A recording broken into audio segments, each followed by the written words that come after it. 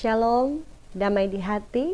Berjumpa lagi dengan saya, Pendeta Priska Waluko.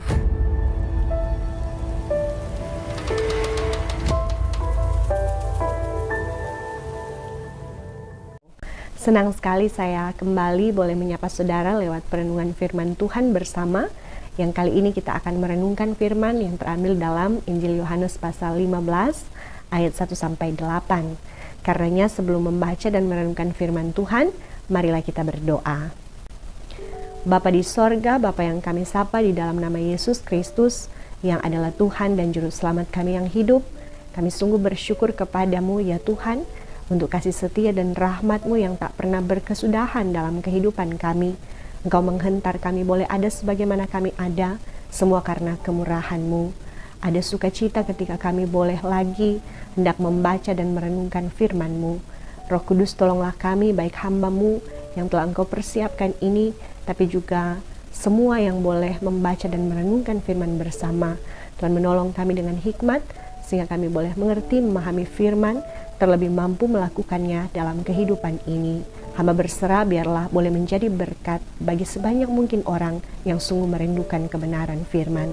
Di dalam nama Yesus, firman kehidupan. Amin.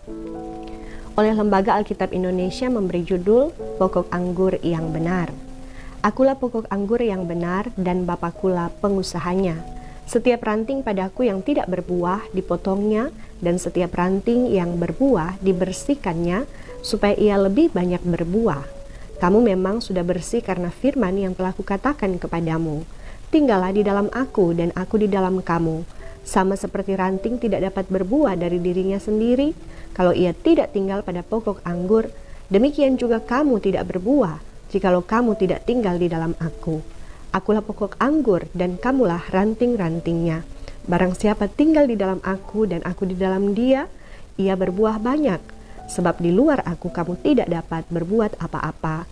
Barang siapa tidak tinggal di dalam aku, ia dibuang keluar seperti ranting dan menjadi kering. Kemudian dikumpulkan orang dan dicampakkan ke dalam api lalu dibakar. Jikalau kamu tinggal di dalam aku dan firmanku tinggal di dalam kamu, mintalah apa saja yang kamu kehendaki dan kamu akan menerimanya. Dalam hal inilah Bapakku dipermuliakan, yaitu jika kamu berbuah banyak, dan dengan demikian kamu adalah murid-muridku. Demikianlah firman Tuhan. Yang dikatakan berbahagia adalah kita yang merenungkan, memelihara, dan melakukan firman. Saudara-saudara yang diberkati Tuhan, pengajaran merupakan salah satu hal yang utama di dalam pelayanan gereja. Karena itu betapa pentingnya memberikan pengajaran yang sehat di dalam gereja. Karena dewasa ini kita bisa mendapati ada banyak gereja-gereja bermunculan dengan berbagai ajaran yang dibawanya. Namun jika pengajaran itu bukan pengajaran yang benar, maka jemaatnya sedang ada dalam bahaya besar karena berpotensi hidup dalam kesesatan karena tidak memiliki dasar iman yang benar. Dasar iman gereja terletak pada pengakuan Petrus dalam Matius 16 bahwa Yesus Kristus adalah Mesias, anak Allah yang hidup. Pengajaran inilah juga yang hendak disampaikan oleh Rasul Yohanes melalui Injilnya. Sebagai seorang murid yang sangat dekat dengan Yesus, yang juga disebut murid yang dikasihi Yesus, Yohanes merupakan salah satu saksi mata tentang kehidupan Yesus. Kesaksian Yohanes melalui Injilnya semakin meneguhkan kesaksian tentang Yesus sebagai yang diakui dalam Perjanjian Lama, bahwa kesaksian dianggap sah jika didukung oleh 2 atau 3 orang saksi dalam Ulangan 19 ayat 15, dan juga dipakai sampai pada Perjanjian Baru sebagaimana yang dikatakan Rasul Paulus dalam 2 Korintus 13 ayat 1. Dengan demikian Injil sungguh tidak bisa dibantah kesaksiannya, karena ada 4 Injil yang menyaksikan segala sesuatu tentang Yesus. Injil Yohanes ditulis puluhan tahun setelah ketiga Injil, Matius, Markus, dan Lukas atau Injil Sinoptik telah ditulis, bahkan telah tersebar kepada orang percaya, karena Injil Yohanes nanti ditulis pada akhir abad pertama, tepatnya pada tahun 80 sampai 95 Masehi.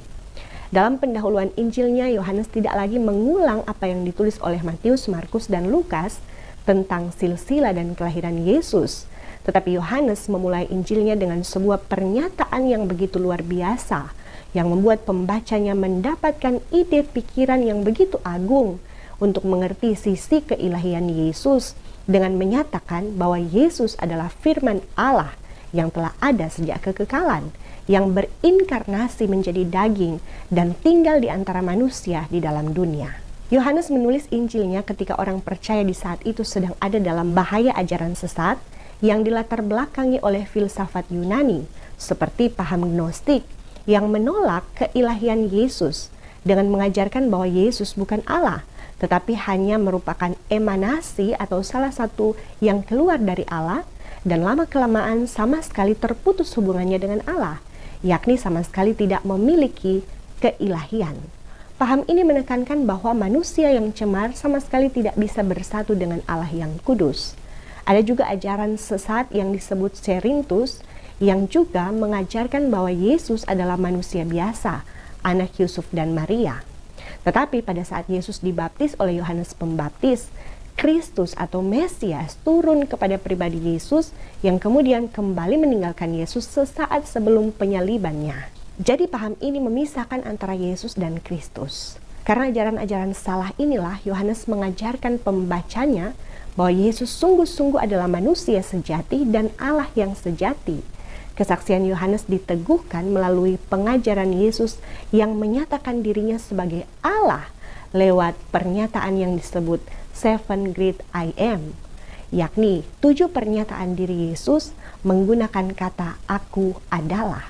Kata aku adalah atau dalam bahasa Yunani ego eimi yang adalah terjemahan dari bahasa Ibrani untuk nama Allah YHWH atau Yahweh dalam perjanjiannya yang dinyatakan kepada Musa dalam Keluaran pasal 3 ayat 14 dan juga diulang berkali-kali dalam kitab Yesaya 43 ayat 10 dan 46 ayat 9. Yohanes pun menyampaikan kesaksiannya dalam 7 momen saat Yesus berkata aku adalah, yang dilanjutkan dengan 7 identifikasi diri lewat hal-hal yang lazim ada dalam kehidupan sehari-hari dalam masyarakat Yahudi atau orang percaya di saat itu, yakni aku adalah roti hidup, pasal 6 ayat 35, aku adalah terang dunia, pasal 8 ayat 12, aku adalah pintu, pasal 10 ayat 7, aku adalah gembala yang baik, pasal 10 ayat 11, aku adalah kebangkitan, pasal 11 ayat 25, aku adalah jalan kebenaran dan hidup, pasal 14 ayat 6, dan aku adalah pokok anggur yang benar, pasal 15 ayat 1. Semua kesaksian ini ditulis oleh Yohanes dengan tujuan sebagaimana yang tertulis di pasal 20 ayat 30 sampai 31, yakni agar orang yang belum percaya kepada Yesus menjadi percaya dan yang sudah percaya tetap mempertahankan imannya kepada Yesus dan jangan menjadi sesat, bahkan binasa dengan menolak Yesus. Saudaraku, bacaan kita merupakan pernyataan terakhir dari rangkaian Seven Great I Am yang disampaikan oleh Yesus pada malam terakhir menjelang saat kematiannya. Makan bersama dalam perjamuan Paskah ini menjadi momen penting bagi Yesus dan para murid, di mana Yesus mempersiapkan para murid menghadapi saat perpisahan dengannya. Dalam sebuah makan malam yang juga sekaligus merupakan perjamuan Paskah yang dilakukan ini, seperti yang dicatat juga oleh ketiga Injil yang lain. Tetapi hanya Yohanes yang menulis isi percakapan Yesus dengan para murid secara mendalam, mulai di pasal 13 sampai pasal 17, yang berisi amanat dan doa Yesus untuk murid-muridnya. Pada bagian ini, Yesus menyebut dirinya sebagai pokok anggur yang benar, dengan menarik penggambaran Israel dalam perjanjian lama sebagai tanaman anggur yang rusak, merosot, dan liar. Karena itu Yesus menyatakan bahwa dirinya adalah pokok anggur yang benar. Kata benar dari kata Yunani aletinos yang berarti benar, sejati, asli. Maka Israel yang digambarkan sebagai ranting sekalipun disebut umat pilihan, jika tidak tinggal di dalam Yesus, mereka hanyalah ranting yang tidak berbuah. Dan konsekuensi dari ranting yang tidak berbuah jelas adalah dipotong, dibuang keluar menjadi kering, dikumpulkan dan dicampakkan ke dalam api lalu dibakar. Sebaliknya, ranting yang tetap tinggal pada pokok anggur, yakni tetap tinggal pada Yesus, percaya kepadanya, jelas dikatakan berbuah, maka ia akan dibersihkan atau dirawat supaya ia semakin banyak lagi berbuah. Saudaraku, Israel perjanjian lama telah gagal menjadi tanaman anggur yang berbuah karena mereka jelas tidak percaya kepada Yesus, menolak Yesus, yang artinya tidak tinggal di dalamnya. Maka Israel perjanjian lama jelas tidak dapat berbuat apa-apa. Itulah yang dimaksud dengan tidak berbuah. Maka demikian juga halnya bagi kita. Jika kita tidak tinggal melekat, bergantung dan mendapatkan kehidupan dari Yesus, maka jelas kita tidak dapat berbuat apa-apa. Kalimat tidak dapat berbuat apa-apa di sini bukan dilihat dari sudut pandang pencapaian duniawi, karena pada kenyataannya ada begitu banyak orang dunia yang tidak percaya Yesus, tetapi begitu berhasil hidupnya, punya jabatan tinggi, kaya raya, hidupnya terlihat aman dan nyaman. Namun percayalah, mereka hanya akan menikmati semua itu dalam kefanaan dunia, tidak akan menikmatinya dalam kekekalan. Sebaliknya, penderitaanlah yang akan mereka alami secara kekal. Sebagaimana gambaran dicampakkan ke dalam api dan dibakar. Di dalam dunia kini mereka bisa terlihat something, tapi di luar Yesus mereka nothing. Karena hanya Yesuslah yang bisa memberikan everything dalam kekekalan. Karena itu, marilah kita sebagai gereja milik Kristus tetap bertahan di dalam iman percaya kepada Yesus Kristus. Demikianlah kita sebagai ranting tetap sehat, karena terus mendapat nutrisi kehidupan dari Yesus, sang pokok anggur yang benar. Demikian kita gereja akan tetap menjadi gereja yang sehat ketika kita tetap tinggal di dalam Yesus, di dalam ajaran Yesus. Hanya dengan melekat pada Yesus, kita akan terus menerima bagian dari hidup Yesus, berupa kebenarannya, kasihnya, kebaikannya. Maka itulah yang kemudian akan kita bawa dan berlakukan dimanapun kita berada, sebagai tanda bahwa kita berbuah. Setialah merenungkan firman Tuhan, karena firman adalah alat Tuhan untuk membersihkan kita. Saat kita lemah, firman menguatkan. Saat kita sedih, firman menghiburkan. Dan saat kita keliru, firman menasihati. Maka kita akan semakin teguh dalam iman dan semakin berbuah banyak. Demikianlah kita layak disebut murid-murid Yesus yang berhak menerima janjinya yang manis, yaitu kita bisa meminta apa saja yang kita kehendaki dan kita akan menerimanya. Lantas, apakah keinginan kita? Biarlah apapun yang kita inginkan selalu bermuara pada satu tujuan hidup, yaitu untuk memuliakan Allah. Terpujilah Kristus, terimalah berkat Tuhan. Tuhan akan menjaga keluar masukmu dari sekarang dan sampai selama-lamanya. Amin. Sampai jumpa saudara.